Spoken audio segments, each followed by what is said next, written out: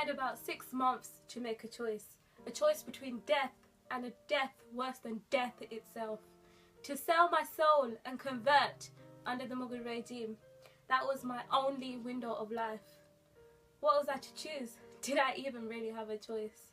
I was surrounded by oppression. People were being tormented, raped and killed all around me. What was I to do? Who was I to be any different? Why would I be the one to be saved? Why would I be allowed to live on as myself and practice what I believed in?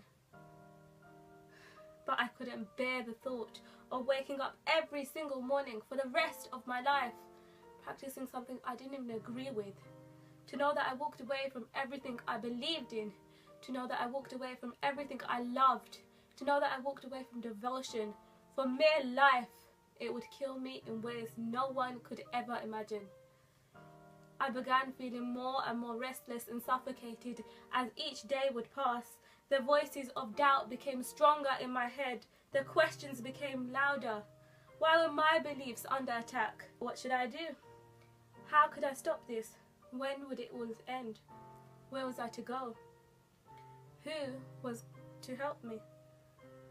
At this point, there was only one thing that was for sure. If I was to be saved, if anyone could save me, anyone at all, surely it would be God himself. And that is exactly what happened. My name is Kirpa Singh, and this is my story. The Mughals had been attacking us both mentally and physically, torturing us and our people in ways that cannot be expressed. Eventually, as time went on, they gave us an ultimatum. They would either kill us all, or we would have to sell our faith and become one of them. But to me, that didn't seem like an option worth taking. After a while, our candle of hope had almost burnt. We had tried everything to find a way out of it, but the odds weren't looking very good at this point. It was no longer in our hands.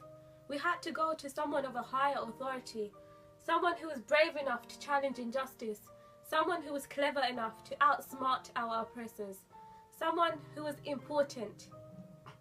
Who better than the ninth Sikh Guru? The Sikhs had had a tradition of challenging oppression, so surely their master would know what to do. At this point, I had heard a lot about the Sikhs and their Guru. I had high hopes.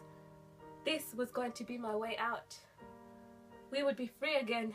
I would be free. Until this day, I cannot forget the aura around them, their sacrifice. Such a noble being with the most selfless and gracious son who offered his father to save my religion. Here was my saviour. That day, I learnt what it meant to be selfless. I learnt what it meant to serve humanity, what it meant to have discipline, what it meant to stand up for all that you believed in. That day, I was saved by my master. I was saved by Dhan Guru Tegh Bahadar Sahib ji. I am Kirpa Singh, once Kirpa Ram Dat, a Kashmiri pandit. Today, a Singh. I am a Sikh, and I am his.